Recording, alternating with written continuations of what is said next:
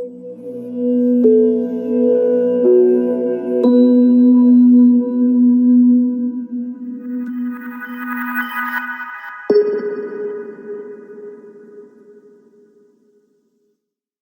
everyone, and welcome to another module of the 6-week Affiliate Mastery Challenge. So today I'm going to talk about essentially how you pay for things, i.e. ad impressions, and how you get paid, so conversion flows and commission models.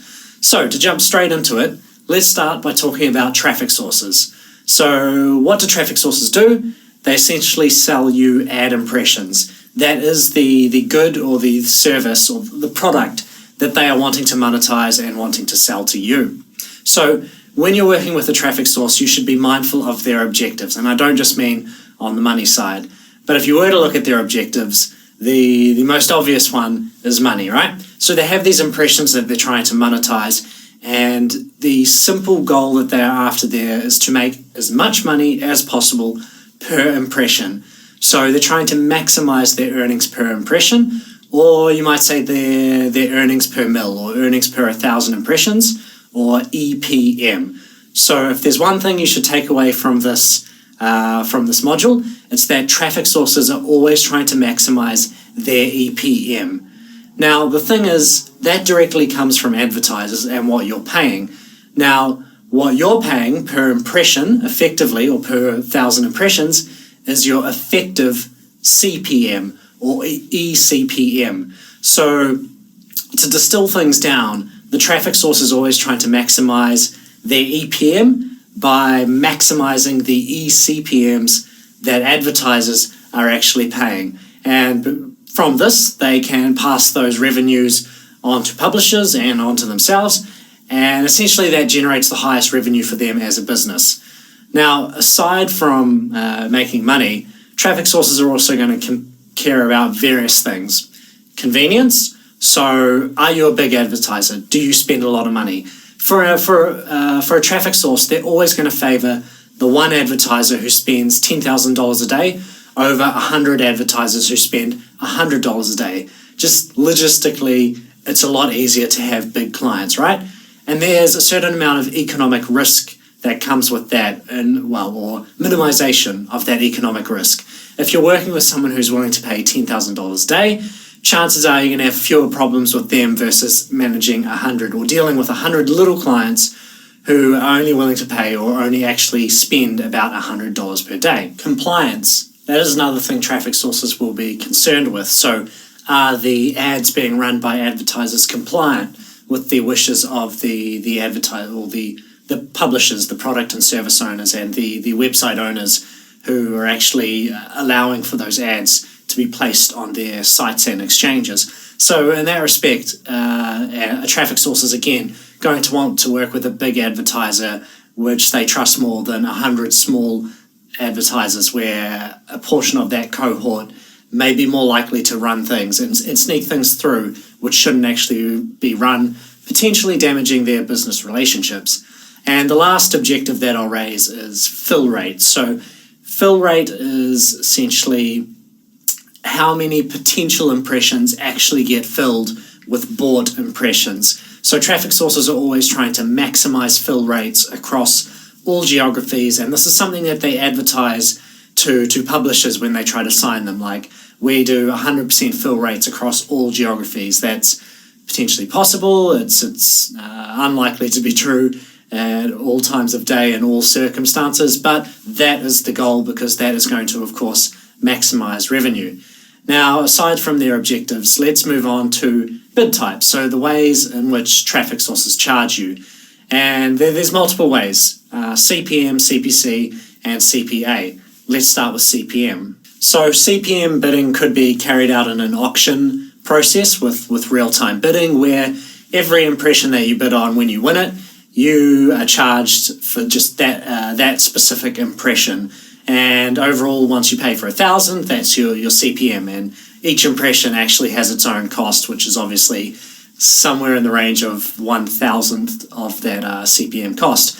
You could also pay a flat self-serve, a flat CPM, where it's just one CPM rate, and that's what you pay, or 1 over 1,000 of that CPM is what you pay for every single impression. And you could also have flat rate buys and insertion orders where you pay, $500 on a website or on a traffic source, which guarantees you some amount of impressions over some duration of time. Cost per click is another bidding mode that you will often encounter. So the term is relatively obvious. You pay per user click rather than per impression. Now remember that this is clicks recorded by them, not by you. So you may pay for 100 clicks, but you don't actually see 100 clicks actually turn up to your tracking system because of various reasons, which we will go into later. And this click loss, as it's called, directly impacts your profit and loss, which is one of the caveats of cost per click bidding mode. Now, whenever you do bid cost per click, it'll either be a set amount, so you bid 0.08, that's what you pay, or that will be your bid, and the actual amount you pay per click is something that eventuates from a bidding algorithm in an auction process. And the last common bidding mode is CPI, cost per install, or CPA, cost per acquisition. And this is where you pay for every conversion event that you notify the traffic source of. This sounds awesome, but there are a few caveats to that. So let's look at these bidding modes in a little bit more detail. So with CPM, which means cost per mil, you pay per impression. Now, CPM itself means cost per 1,000 impressions, but in actual fact, every impression you're bidding on individually. You're not kind of buying a pack of 1,000 of them. The reason we do cost per 1,000 is it's simply a numbers game. Otherwise, you'll be dealing with costs like 0.003 per impression, and people find it easier to talk about a $3 CPM than a 0.003 cost per impression. And if you were to abbreviate that to CPI, it would get a bit confusing since that's already used for other things. Anyway, with CPM, it's usually a bit more cost effective when you're dealing with really, really cheap traffic. Now, the reason for this is not inherently because of due to CPM, but it's due to CPC. So with cost per click bidding, generally there's a bidding floor, say it's 0.01 is just the minimum bid a system will let you do. But if your traffic is really, really cheap and your click-through rates aren't terribly low, then the actual cost per click, if you're bidding CPM, might be 0.003. But if you went to CPC bidding, the minimum is already a bit higher than the actual click costs, and that sets a price floor which on really, really cheap traffic can actually be disadvantageous. And when you are bidding CPM, high click-through rates directly infer lower click costs, which is why CPC kind of becomes disadvantageous in those situations. Now, CPM is also cohesive with the traffic source's desire to make money per impression. So it aligns with one of their objectives, and that is, when it comes down to it, they charge you regardless of the outcome, right? So if you're bidding in a CPM mode, the traffic source gets money regardless of what happens. Your ads can suck, your ads can be amazing. Either way, the traffic source is going to get money out of you. So most traffic sources are going to favor and like CPM as a bidding mode above everything else. And the CPM that you pay is, because it's your CPM, it is your effective CPM, right? Your eCPM, which means it is also the EPM, the earnings per mil of the traffic source, that thing that they want to maximize. So it's great for them if you're bidding in that way because everything is very, very easy to understand. Now, how much you pay per click, that tangible thing which is actually worth something to you, that now depends on the click-through rate of ads when you're bidding in a CPM mode. So higher click-through rates when bidding CPM directly infer lower cost per clicks. Now, on the other hand, if you can bid cost per click or CPC, and in this instance, you obviously pay per click. Remember, that's counted by the traffic source, not by your tracking system. So if there is a later deficit or some disagreement between those systems, that's pretty normal. This is something called click loss, which we will talk about later in the course. Now, one of the advantages of CPC is that you pay for actions which are directly able to be monetized, right? Every time you pay for something, it's, well, in ideal circumstances, it's some user coming to your landing page or to your whatever you're trying to send them to, and it's something that you track directly. So you're kind of paying for something more tangible.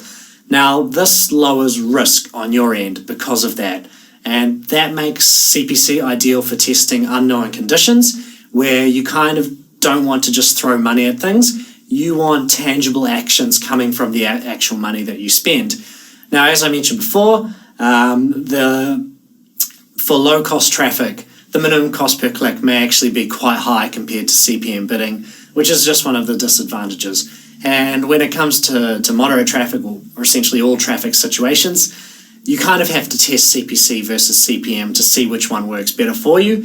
And then for different geographies, different campaign types, different ads, different, everything, you will just learn which bidding mode tends to work better for whatever specific traffic source that you're working with. Now, the last bidding mode that I want to mention is CPI and CPA, or cost per install, cost per acquisition. Now, I mentioned earlier that these sound amazing because you only pay per conversion event that happens.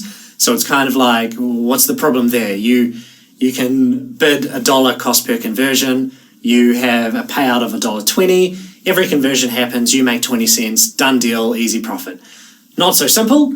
The problem there is that whenever you're bidding CPI or CPA, it's always extremely competitive. So if you're running an affiliate offer on some traffic source, generally the traffic source they'll know that multiple people want to run that offer, and all they'll care about is the highest payout. So they generally don't care about the conversion rate and how good a marketer you are. All they tend to care about is how much revenue you get per conversion, and hence how much you can pay in terms of CPI and CPA. And someone who has a higher payout than you will almost always be able to pay more at the traffic source, and the traffic source just won't even bother to work with you. Kind of sucks. And direct relationships will cut you out. So if the advertiser directly wants to work with the traffic source, then that's it. Done deal. They can pay the highest CPI or CPA, and that locks you out from even trying to bid CPI and CPA for those offers. This happens all the time, especially on incentive-based networks. And the last thing is that you often need high funding commitments or conversion rates to even have much success here. So if you did manage to be bidding CPI and you did start getting conversions, remember that the traffic source, they always care about their earnings per mil, their EPM, and if your CPI or CPA campaign is not actually meeting those standards, it's great for you, but in the long run, not good for the traffic source. Their system is probably automatically going to really, really stifle and strangle traffic to those ads and to those campaigns, and it's just not going to go anywhere. The campaigns may even get paused manually or automatically for low performance. Now, one of the other caveats is sort of a bit more complex, but when you are tracking these campaigns, typically you will send a conversion event to the traffic source to say, hey, a conversion happened, which is great, and that's when they charge you. They rely on you telling them. Very few networks will allow you to do this with server-to-server tracking, the type of tracking systems affiliates tend to work with. A lot of them generally require you to integrate part of their system with your offer or your product or service, so that they kind of have something embedded in your system on the conversion page so that they can have accurate tracking. Some will let you do other methods which are more amenable to affiliate style systems, but another one of the caveats there is that if something goes wrong and you start sending conversion events when conversions aren't actually happening, for example, the advertiser, their offer goes down and the affiliate network starts redirecting to a different offer, and that different offer still starts converting and sending conversion events, but the payout is a quarter as much, then you might start actually sending all these conversion events saying, this conversion happened, this conversion happened, this conversion happened, and your bid is $1.20, but everything's now redirecting to an offer that actually pays out 10 cents for various reasons. This has happened to people, and that offer may even convert really, really well, and suddenly you can just send all of these events, and suddenly you're paying for every single one. You can't exactly tell the traffic source to refund you on those, or you can try, but that's a caveat that you can deal with. So whenever you're bidding with these modes, with CPM or CPC and even CPI or CPA, one thing you should always be aware of is that there is always an effective cost per click and an effective CPM. So if you're bidding on a CPM basis, you can readily calculate how much it actually costs per click, so you can get an effective cost per click. And this is a useful metric for comparison to how much you earn per click in terms of visitors actually turning into revenue on your landing pages or wherever you send them. Similarly, if you're bidding cost per click, you can calculate an effective CPM, and I guess the utility in knowing your eCPM is because this helps you understand where that ad may sit in terms of the perspective of the traffic source. So you can bid CPM and CPC, and you can calculate the effective CPM for both of them so that you know how much the traffic source is essentially earning per impression for both of those ads. And that may help explain the behavior you see at the traffic source in terms of the performance and delivery of your ads. Now, one thing I also wanted to mention is that when you're using traffic sources like pop-ups and direct navigation or redirects, these tend to charge you on a CPM basis, but these impressions are actually visits to your lander or visits to your tracking link or wherever you're actually sending people rather than impressions of a banner, so that's a little bit different. Now, that aside, if you're bidding CPM where you pay per impression, it's relatively easy to calculate the cost per click, and you do that like so. If each single impression costs CPM divided by 1,000, then each click costs the cost per single impression divided by the click-through rate, with the click-through rate being in a decimal form, not percentage form like 2.7. So mathematically, eCPC is equal to CPM divided by 1,000 divided by CTR over 100. Obviously, that's not that pretty, and we can kind of simplify things a little, and we get the effective cost per click is equal to the CPM, maybe that's $3 or 3, divided by the CTR, say 2.7, then all of that divided by 10. So that is how you calculate the eCPC when bidding on a CPM basis. So from this, you can directly infer that a higher CTR gives a lower effective cost per click, if that wasn't kind of obvious. And of course, a lower CPM is going to give a lower cost per click because you're paying less, all else being equal. Now, the other easy way to look at this is that the effective cost per click is spend divided by clicks. So if you take how much you spent, you divide it by how many clicks you have, then you get the effective cost per click, regardless of the bidding mode that you're actually using. And that works universally. If you take the amount of money you've spent and you divide it by how many actions have happened, then you get the cost per that action. Now, cost per click is kind of a really useful bidding mode in terms of looking at downstream performance. So effective cost per click is useful in that respect as well. So when you're thinking about how much you pay per click, you will think you can also compare that to how much you actively effectively pay per click to your lander, how much you effectively pay per click to the offer, and then how much you earn per click to your offer, how much you earn per click to your landing pages, and so on and so on. Now, when you're bidding cost per click, it's really easy to understand, right? Because it's action-centric, so how much you're paying for various things is very, very clear-cut. The effective CPM, though, is still important for the reasons I gave before, because that's what the traffic sources want to maximize. Now, when you are bidding cost per click, your cost per click and your ad CTR can give you your effective CPM, which reflects the earnings per mil of the traffic source. The calculation for that is essentially just the reverse of what we had before, the simplified version.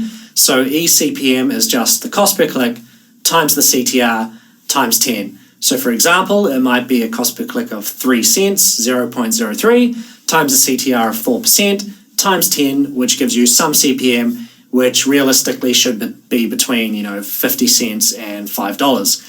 Now, that aside, always remember what you're actually paying for when you're bidding, and remember how that affects the way the traffic source treats your actual campaigns, and be mindful of which actions are actually important to you and why.